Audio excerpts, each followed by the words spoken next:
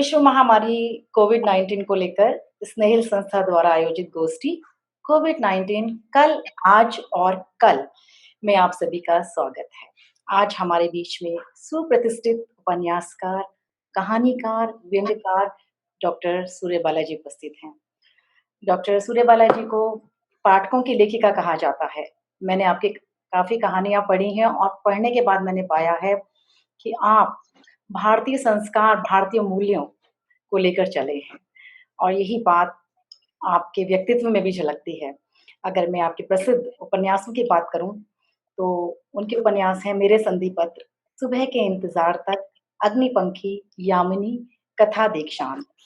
प्रसिद्ध कथा संग्रह आपने बहुत कहानियाँ लिखी हैं, लेकिन कुछ प्रसिद्ध कथा संग्रह हैं। एक इंद्रधनुष जुबेदा के नाम, इसमें आपकी 9 कहानियाँ संग्रहित हैं। थाली भर चाँद में प्रसिद्ध कहानी ना किन्नी ना संग्रहित है। गौरा गुणवंती, दिशाहीन, 5 लंबी कहानियाँ, मानुषकंद आदि। इसके अलावा आपने हास्य और व्यंग्य भी लिखे हैं। अजगर करे ना चाकरी, धृतराष्ट्र टाइम्स, देश सेवा के अखाड़े में आदि। आपके पात्र भारतीय समाज की कहानी कहते हैं, चाहे वे संधिपत्र उपन्यास की शिवा हो, अंतरंग कहानी की टीना हो, ना किन्नी ना कहानी की किरण हो या आखिरी विदा कहानी की माँ। आपकी आखिरी विदा कहानी मैंने कल पढ़ी मैम, दिल को छू गई बिल्कुल। और पलाश के फूल की वृंदा वृंदा तो पढ़कर ऐसा लगा पलाश के फूल जैसे कि वृंदा हमारे आस-पास की ही लड़की हो, जो घूमती रहती है हमारे आस-पास। कॉलेज की हर लड़की आपकी कहानी पढ़ने के बाद मुझे लगा कि हमारे कॉलेज की हर लड़की वृंदा है। उसके अंदर एक वृंदा समाई हुई है। आपकी आपकी धारावाहिकों में भी आपकी कृतियाँ जैसे पलाश के फूल, ना किन्नी ना, सौदागर, निर्वासित, एक इंद्रधनुष, जुबेदा के नाम रूपांतर प्रस्तुत हुए हैं। प्रसार भारती की इंडियन क्लासिक श्रृंखला में आपकी सजा याफ्ता कहानी चयनित हुई और वर्ष की सर्वश्रेष्ठ फ़िल्म के रूप में भी उसका चयन हुआ। आजकल आप अपने उपन्यास कौन देश को वासी, वेणु की डायरी को लेकर चर्चा में हैं। सौम्य व्यक्तित्व, भारतीय परंपरा की वाहक, अनेक राष्ट्रीय, अंतर्राष्ट्रीय पुरस्कारों से सम्मानित, आपका हम स्वागत करते हैं मैम। और मैं क्योंकि इस समय ऐसी वैश्विक आपदा फैली हुई है, तो मेरा पहला प्रश्न आपसे यही है कि कोविड-19 की इस वैश्विक महामारी में, क्योंकि आप स्त्री हैं और स्त्री की भूमिका तो बहुत महत्वपूर्ण होती है। आप स्त्री लेखिका भी हैं। अब जब आप नया लेखन करेंगी, तो आपके स्त्री चरित्रों का क्या रहेगी? बहुत सारा परिदृश्य बदल गया है अब। परिदृश्य तो बहुत बदल गया है। पहले तो अलका जी, मैं आपको बहुत धन्यवाद देती हूँ, क्योंकि हम रचनाकारों के लिए सबसे बड़ी उपलब्धि, सबसे बड़ी खुशी, सबसे बड़ा सुख यही होता है कि जब कोई हमारी कहानियाँ पढ़ लेता है, हमारी रचनाएँ पढ़ लेता है और पढ़कर उसको समझ लेता है, उसको अपनी अंजलि में कुछ न कुछ मिलता है।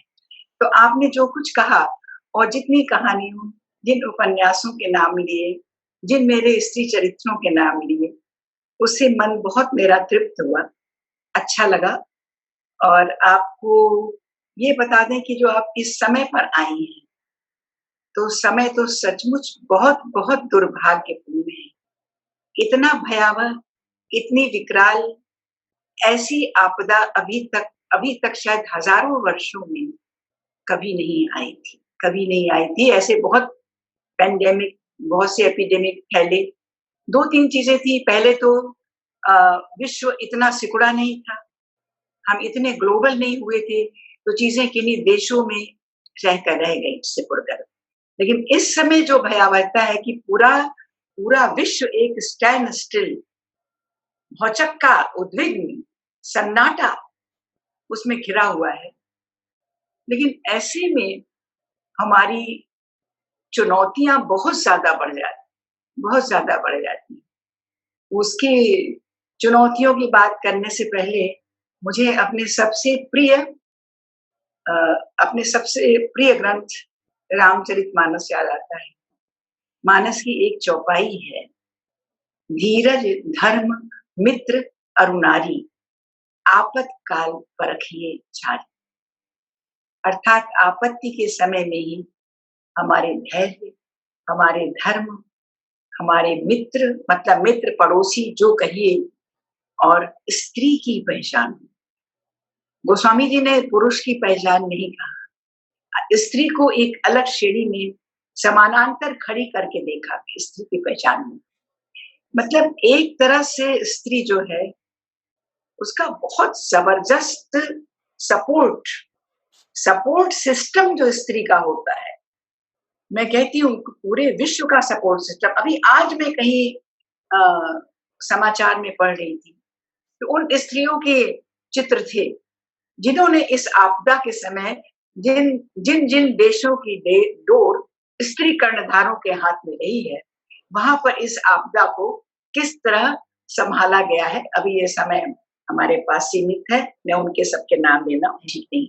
मतलब मैं सोचा था कि मैं ऐसी सोच के एक बार मैंने कह दिया था, और इस अपने वाक्य को मैं बार बार दोहराती हूँ कि इस विश्व को अगर बेहतर और सुंदर बनाने का फॉर्मूला, सुंदर बनाने का नुस्खा किसी के पास है तो स्त्री के पास। मैम इस आप विश्व को जी, जी। स्त्री ही सुंदर बना सकती। मैम आप तो बहुत समय से लिख रही हैं, लेखन में हैं और जो आपके पात्र हैं, आपने उनको गढ़ा है और इतना सुंदर गढ़ा है, कितने करीब हैं हमारे। लेकिन आज 21वीं जो शती आई है हमारी, उसमें आप स्त्रियों में क्या बदलाव पाते हैं? जो आपके पहले के पात्र थे, क्या वो ऐसे हैं स्त्री चरित्र या उनमें बदलाव है? मूल्यों में बदलाव ऐसे है? देखिए, ऐसे तो हो ही नहीं सकते, क्योंकि ये तो क्या अ, बदलाव है मैम? अचानक की हमारे पास, अचानक की हमारे ऊपर टूटी हुई बिजली है, टूटा हुआ कहर है। लेकिन इस कहर के समय में मैं जो सोचती हूँ, जो मैंने आपसे कहा धीरज धर्म मित्र अरु नारी, स्त्री की चुनौतियां क्या होती। स्त्री खाली घर की नहीं होती, घर में रह करके भी वो स्त्री पूरे समाज, पूरे विश्व को संचालित करती है, खाली परिवार को नहीं संचालित करती है। तो आज जो हम स्त्री की भूमिका को समझते ये हैं कि स्त्री की भूमिका को हमने बहुत बढ़ गई है, स्त्री घर के बाहर निकली है, बाहर बहुत उपलब्धियां अर्जित कर रही है। आज जिन जिन क्षेत्रों को इस चीज के लिए असंभव माना जाता था, स्त्री उन सब क्षेत्रों में पहुंच रही है, और यही उसकी सबसे बड़ी उपलब्धि है। मेरी यहीं पर थोड़ी सी आपत्ति बनती है। मैं कहती हूँ कि जितना कुछ उपलब्ध किया है स्त्री ने, आज की स्त्री ने जितना कुछ उपलब्ध किया है, उसमें से अधिकांश बाह्य उपलब्धियां हैं।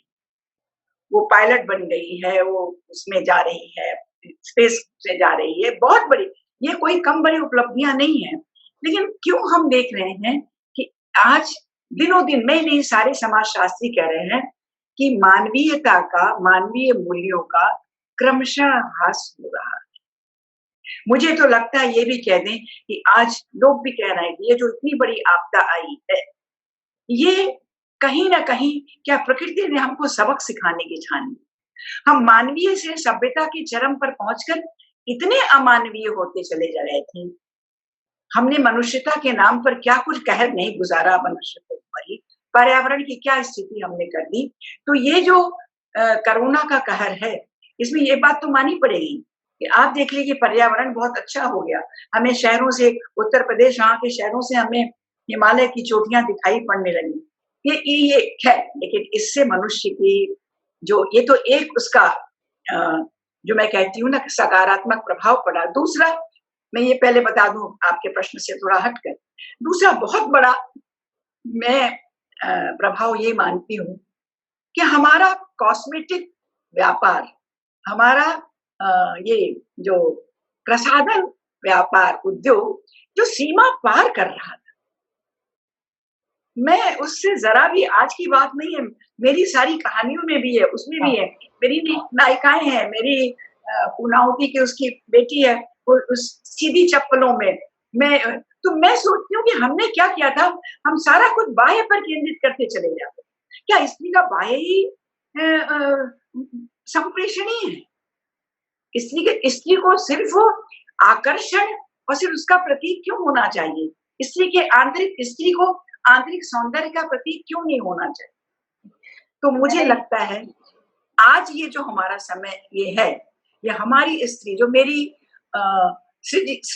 स्त्रियां हैं, वो यही है कि हमारे बड़े से बड़े हमारे पास सामने जो चुनौतियां आती हैं, उनको हम किस तरह से फेस करें, कैसे उनका सामना करें और कैसे हम हमारे ऊपर दायित्व है पूरे परिवार का, पूरे समाज का, हम अपनी उपलब्धियों को, अपनी सामर्थ्य को, अपनी शक्ति को हम उसका उपयोग हम विश्व और समाज के सामाजिक संदर्भों के रूप में करें। तो मेरी वो अभी तो बहुत सी स्त्रियां आपने गिनाई तो मैं ये मानती हूँ एक मैं बात अपने और आपको आपकी एक स्त्री का नाम और लेना चाहूँगी मानू, जो बलात्कार की शिकार है और किस तरह से वो मतलब उसके अंदर विवेक है। विद्रोह वो विद्रोह नहीं है जो आज के साहित्य में, स्त्री साहित्य में हमें दिखाई देता है। तो मेरा प्रश्न मेरा आपसे ये भी उसी विद्रोह से विद्रोह मतलब वो गलत गलत आप, हाँ, आपने किस स्त्री का नाम लिया? मानू मानू जो अपने मामा-मामी के पास रहती है और बलात्कार का शिकार होती है, वो किस तरह से गलत को गलत कहती है, लेकिन उसका विद्रोह विवेकपूर्ण लगता है मुझे। संयम है, जो पढ़कर मैंने समझा मैम। तो मैं उसने गलत चीजों के साथ हाँ, चुपचाप उनका सामना किया, विरोध किया। हाँ। तो इसलिए मैं ऐसे प्रतिरोध है, लेकिन आक्रामकता नहीं है और वो बहुत लाउड नहीं है। हाँ, क्योंकि मैम जितना मैंने पढ़ा आपका और जितना साहित्य आपका जो भी मैं कर पाई हूँ, उसमें मुझे लगता है कि आपकी जितनी भी स्त्रियाँ हैं, वो भारतीय जीवन मूल्यों को जीती हैं, विवेक का प्रयोग करती हैं और आपने कहा भी है मैंने मैंने सुना है आपका कि आपने कहा भी है कि वो गलत को गलत कहती हैं, लेकिन उनमें वो विद्रोह नहीं है, जो आज के साहित्य में मिलता है। वो गलत को स्वीकारती नहीं। स्वीकारती नहीं है उसकी मतलब और एक बात उनका आपको जी, हाँ, कि मेरे साथ जो भारतीय मूल्य आप लगाती हैं, सभी लोग कहते हैं, मैं मानती हूँ भारतीय मूल्य हमारे तो हैं जिनसे अभी पूरा विश्व सबक सीख रहा है। फिर से एक बार वो दौर आया है, ये मैंने अपने नए उपन्यास में दिखाया। कौन है? लेकिन भारतीय मूल्य से ज्यादा मैं भारतीय मूल्य से मानवीय मूल्य का अर्थ मैम तो आपका और मानवीय जी। सारे विश्व में एक ही होते हैं। एक ही होते हैं। बिल्कुल सही मैम। आप तो पूरा विश्व घूम चुकी हैं, काफ़ी कुछ देश घूम चुकी हैं। तो आपने जो ये आपका जो नया उपन्यास आ रहा है, कौन देश को वासी? वीणु की डायरी, वो प्रवासी भारतीयों के जीवन पर लिखा गया उपन्यास है और इस उपन्यास के माध्यम से आपने अपने देश को देखने की एक नई दृष्टि भी दी है। बहुत गहराई से जाकर आपने इसको लिखा है। इस पर थोड़ा-सा आप हमें और बताएँगी मैम? थोड़ा-सा प्रकाश और डालेंगी? इसके ऊपर तो मतलब प्रकाश डालना बहुत संक्षेप में हाँ, मुश्किल है। मुश्किल दूसरी है। बात ये भी है कि इसमें मैंने पूर्व और पश्चिम, प्राचीन और नवीन और पीढ़ी दर पीढ़ी, तो 3 तरह की 3 पक्षों की, 3 स्थितियों के 3 पायदानों पर जीवन को ढाल कर देखा है। ये पूर्व और पश्चिम को समानांतर रखा है और फिर उसमें छाँच कर निकालिए कौन से मूल्य आपके जीवन के लिए सचमुच दिए। दूसरी चीज़ एक और आपको बताऊँ, सार्थकता और सफलता। ये मेरी सारी रचनाएँ जो कहते हैं लगातार अंतर्द्वंदों से गुज़री हैं। मेरे अंदर ये द्वंद गुजरते रहते हैं कि सफलता कौन क्या है? एक सही मनुष्य होकर जी पाना या एक कैसे भी सांसारिक स्तर पर, भौतिक स्तर पर एक सफल मनुष्य हो जाना। तो जीवन में सफलता क्या है और सार्थकता क्या है? सुविधा क्या है? सुविधाएँ क्या हैं और सुख क्या है? इन्हीं चीज़ों को मैंने इस उपन्यास में क्योंकि आपने कहा अभी कि मैंने बहुत-बहुत दिनों तक रही हूँ। लोग कहते हैं कि प्रवासी साहित्य एक भारत में रहने वाली लेखिका ने कैसे लिखा, लेकिन मैंने बहुत बार अमेरिका और विदेशों का भ्रमण किया और वहाँ रही मैं। और दूसरी चीज़ ये भी है कि मैंने ऐसा नहीं कि मैंने पश्चिमी मूल्यों को नकारा और पश्चिमी मूल्य क्या हैं? वही हमारे आधुनिक तो ये आधुनिकता का जो बढ़ता हुआ हमारा ये सभ्यता कह लीजिए, ये यंत्र सभ्यता कहिए, ये तेज रफ्तार सभ्यता कहिए, उसने सबसे बड़ा प्रहार हमारे संबंधों पर किया है, हमारे रिश्तों पर किया है और मेरा मानना है कि रिश्ते, संबंध हमारी सबसे बड़ी पूंजी होते हैं। वो परिभाषित हो या अपरिभाषित हो, खाली परिभाषित संबंध नहीं, अपरिभाषित संबंध भी। और जो आपने स्त्री की बात की, तो ये हमारी जो कौन देश को वासी और वेणु की डायरी की स्त्री की बात आपने कही, उसमें बहुत तरह की स्त्रियां आई हैं, लेकिन लोगों का कहना है कि मैडम आपकी आपका इस उपन्यास, आपका ये उपन्यास जितना वेणु की डायरी है बेटे की, उतना ही उसकी माँ की डायरी है। दोनों डायरियां समानांतर चली हैं। और मैंने जो और बात, तो माँ को अक्सर लोगों ने मुझसे कहा कि आपकी सबसे अच्छी बात यह है कि आपकी जो माँ है, या समझ लीजिए मैं प्रकाशन से, आप किसी पीढ़ी के प्रति जजमेंटल नहीं हुई है। आपने जिसका जितना माँ का लिया है पक्ष, उतना ही बेटे का लिया है। और उतना ही आपसे बताऊं अलका जी, मैंने बेटे के बेटे का लिया है, जो कहता है कि आपने मुझे अमेरिका में पैदा किया और भारतीय मूल्यों से आप मुझे पालना चाह रहे हैं, तो ये कैसे संभव है? मैं तो अमेरिकन लड़कियों के बीच में ज्यादा सहज महसूस करता हूँ। और अगर मैं अमेरिकन लड़कियों, और आपने इतने अपनी परंपराओं से और अपने दबावों पे मुझे डाला है कि मैं उनके बीच में रह नहीं सकता, और वो लड़कियां मुझे अब सीसी कैरेक्टर कहती हैं। ये बहुत बड़ा बदलाव है, लेकिन मैंने उसका भी मैंने आपकी कहानी भी पढ़ी है, अन्ना है वो, शुल्का में मैं थोड़ा सा भूल रही हूँ उसका नाम, पर उसमें आपने बड़े अच्छे ढंग से अपनी पोती को भारतीय मूल्य समझाए हैं। ईद का कहानी, सत्य हरिश्चंद्र, मतलब अमेरिका में रहकर आपने, और वो बच्ची सुबह उठकर अपनी मम्मी से कहती है खीर, खीर क्या होती है, आप खीर बनाइए। आधी रिमोट आपको कहानी पता है आपकी। खीर, नहीं खीर वो कहानी प्रायश्चित कबरे बिल्ली वाली कहानी, हाँ, आप सबने पढ़ी होगी। तो उस लड़की को इतना बिना मेरे कहे खाली कहानी उसने एंजॉय की, उसके बाद वो पूछ रही है कि खीर कैसी होती है, खीर बने, और मैं रामू की बहू हूँ। हाँ, वो लड़की रामू की बहू की तरह सजने लगती। और बाबा भारती, वो जो कहानी थी हार हमने की जी पढ़ी है। सुदर्शन, हाँ, उसके लिए वो इतनी ज्यादा उत्तेजित हो जाती है, जो डाकू सुल्तान जो सुल्तान घोड़ा और डाकू खड़क सिंह। तो ये मूल्यों की बात हुई, और मूल्य तो अलका जी सभी देशों में मानवीय मूल्य वही होते हैं। हम तो अपनी सुविधा से उनको उलटते पलटते कहते रहते हैं मूल्य बदल रहे हैं। जी। मैम, आज आप समाज से ही घटनाओं को लेते हैं, पात्रों को लेते हैं और अपनी रचनाओं का निर्माण करते हैं आप। पर आज जैसे सामाजिक दूरी बन गई है और लेखक भी थोड़ा समाज से दूर हो गया है। अब पता नहीं मैम ये स्थिति कब तक रहेगी। तो इस एकाकीपन का क्या लेखन पर असर पड़ेगा? हालाँकि जब लेखक लिखता है, आप कहानी लिखती हैं तो आप एकाकी होते हैं, कल्पना आपके साथ होती है, लेकिन इस समय का एकाकीपन उस एकाकीपन से अलग है। तो इसका लेखन लेकिन पर कल्पना हमारे साथ होती है, जी, लेकिन वो एक पूरी दुनिया हमारे साथ होती है जिसको हम रच रहे होते हैं। आपको एक दिलचस्प बात बताऊं और एक मार्मिक बात बताऊं। मैंने अभी पास में किसी साक्षात्कार में कहा था कि हमारे पात्र जो दुख झेलते हैं, हमारे पात्रों ने हमारी रचना में जो दुख झेला होता है, वो पहले हमारे से गुजरता है। पहले हम उन दुखों की बावड़ी में डूबते हैं, तब हम दुखों को निकाल के सबके लिए लाते हैं, और उसको सबका दुख बना के, पर जैसे आपने कहा कि पढ़ने में आपको लगा कि सबको वो उनका दुख लगता है। और जो आपने लेखक के एकांत की बात की है, और शायद लेखक की दूरी की बात की है, वो भी बहुत सही बात की है। क्योंकि मुझे लगता है कि आज जो मैंने कहा ना, कि ये आज हम लेखक भी शायद सबसे ज्यादा अपने लिए ही, अपनी उपलब्धियों, अपने लिए ही ज्यादा संवेदनशील हो गए हैं।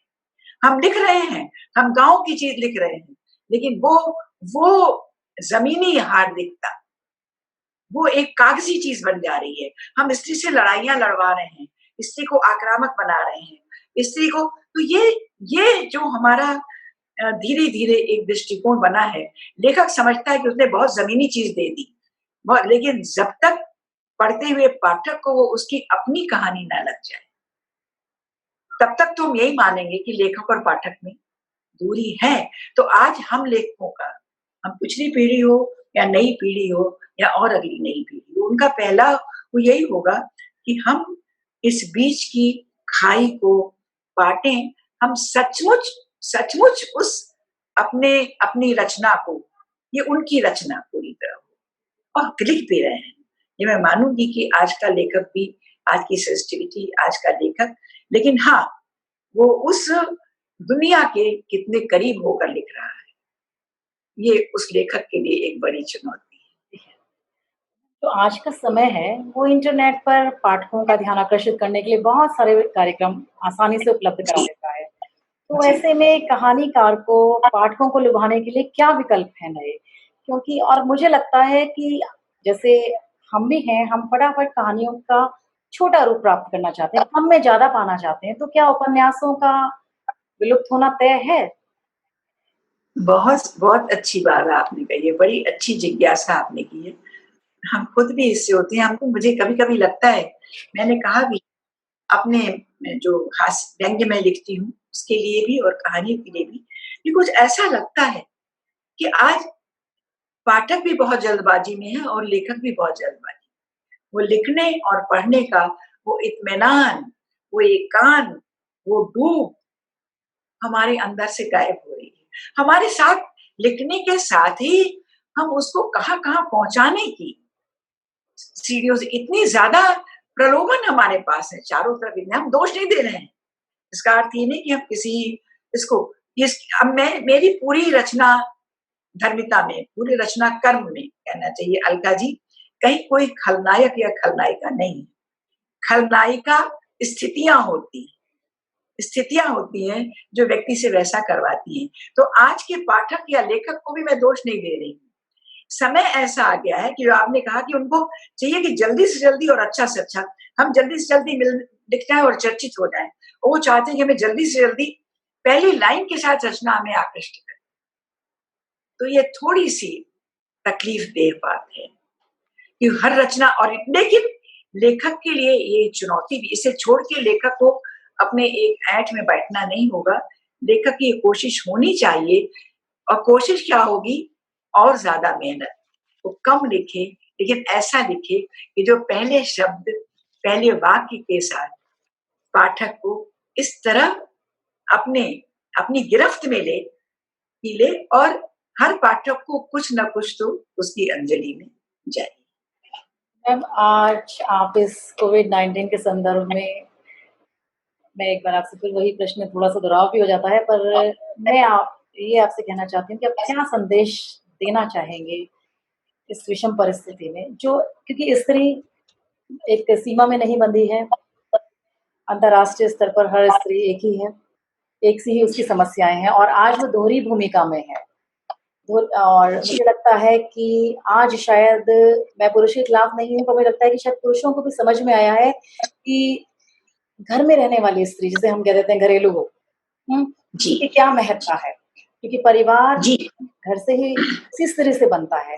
तो आज आप आज की इस बदली हुई स्त्री के लिए आप क्या कहना चाहेंगे? क्योंकि स्त्री नहीं बदली है बदली हुई स्त्री को तो मैं सलाम करना चाहती हूँ, प्रणाम बिल्कुल करना मैम। चाहती हूँ, क्योंकि मैं मानती हूँ कि आज की स्त्री जितने मोर्चे एक साथ सँभाल रही है, उतने उतने और आज की स्त्री मतलब पहले तो स्त्री सोचना ही सोचती ही नहीं थी, सोचने की ही मनाही थी उसको, सोचने तक भी पहुँची नहीं थी, जो स्थितियाँ हमारे मध्यकाल में हमारे देश में आई।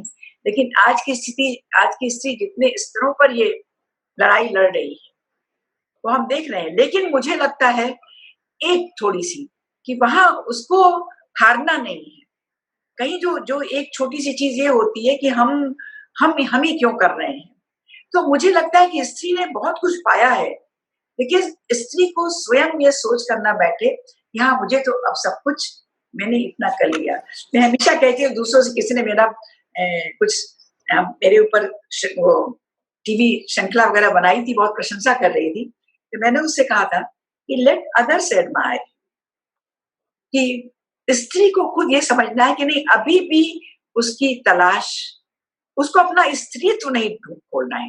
ये जो ये जो समानता और बराबरी के नाम पर थोड़ी-सी भ्रांतियाँ हमारे अंदर हैं, वो मुझे थोड़ा-सा दुखी करती हैं और मुझे तो स्त्री से बहुत उम्मीदें हैं। जो मैंने आपसे कहा पहले ही कि दुनिया को बेहतर तो स्त्री ही बना सकती है, वो घर के माध्यम से कहीं भी। आपका समय कितना रह गया है? मैंने धन्यवाद एक मैम। जी, नहीं मैंने मैं एक लाइन आपसे हाँ जी, मैं उसी पर आती हूँ। हाँ, मैं आपसे बात कर कर आपके व्यक्तित्व को देखकर मुझे लगता है और आपकी आवाज़ को सुनकर कि आप गुनगुनाती अवश्य होंगी। तो नहीं हम चाहेंगे कि गुनगुनाती आप कुछ गुनगुना कर हमें ज़रूर सुनाएँ। नहीं, गुनगुना के तो नहीं सुनाऊंगी, कुछ पंक्तियां लिखी हैं कविता। और वो मैं कविता, हम हालांकि मैंने अपने लेखन की शुरुआत कविता से की थी बहुत बचपन में। कविता नहीं, तुकबंदी कहना चाहिए, लेकिन अभी नहीं, क्योंकि ये व्यंग्य और कहानी और उपन्यास में हो जाता है। लेकिन मैं स्त्री को लेकर लिखी कुछ पंक्तियां आपको, आपके पास कितना 1-2 मिनट का समय है? मैम है मैम, बिल्कुल मैम, आप है? सुनाइए। बिल्कुल मैम। तो, तो ये मैं इसलिए कहती हूँ कि आपसे पहले बता दूं कि मुझे लगता है कि स्त्री, जो मैंने कहा ना, प्रसाधन, प्रसाधन जो है वो साधन होना चाहिए, साध्य नहीं होना चाहिए। मुझे जो ड्रेस डिजाइनर जो बना रहे हैं और स्त्री आज सब कुछ, तो मुझे स्त्री के उससे मुझे मेरा मेरी अस्वीकृति, मेरी असहमति है।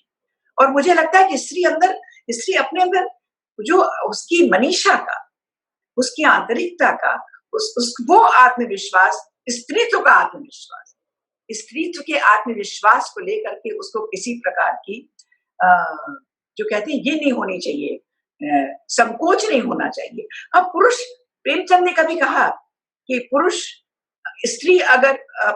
अगर स्त्री के गुण स्वीकार कर लेता है तो वो देवता हो जाए। पुरुष अगर स्त्री के गुण स्वीकार ले तो वो देवता हो जाए, लेकिन स्त्री अगर पुरुष के जो स्वीकार ले तो वो दानव हो जाए। मतलब ये नहीं कि देवता दानव की बात नहीं है, प्रेमचंद जी ने कहा है, मैंने नहीं। लेकिन मुझे लगता है कि स्त्री को अपने स्त्रीत्व पर गर्व होना चाहिए, आत्मविश्वास होना चाहिए। वो घर में है और घर में रह करके भी वो बहुत कुछ कर रही है। और जब वो अपने जो होना है घरेलू स्त्री, घरेलू काम, जब वो अपने काम को महत्व देगी तो लोग भी देंगे। मैंने ये पंक्तियां जो लिखी है आपको सुनाती हूँ। सुन स्त्री, तेरी तरह दुनिया में कोई दूसरा नहीं, तू सबसे अलग अनूठी है, अपनी तरह की बस अकेली है। तू भुनगों सी नहीं कि फूंक मारने से उड़ जाएगी, कीट पतंगों सी भी नहीं कोई कुचल मसल सके तुझे। तेरे अंदर एक दिया है, दिया समझ रही है? दीप, अप दीपो। तेरे अंदर एक दिया है, एक ज्योत है, कस्तूरी का एक टुकड़ा है और है एक जादू की छड़ी। इतना सारा मूल्यवान जो विधाता ने तुझे दे रखा है, उसे दे देकर तू आज तक कभी अघाई नहीं, अघाएगी भी नहीं। और तब एक दिन वे लेते लेते थक जाएंगे। बहुत सुंदर, बहुत सुंदर मैम। और उन सब के मस्तक झुकेंगे तेरे सामने इसी एक जीवन में।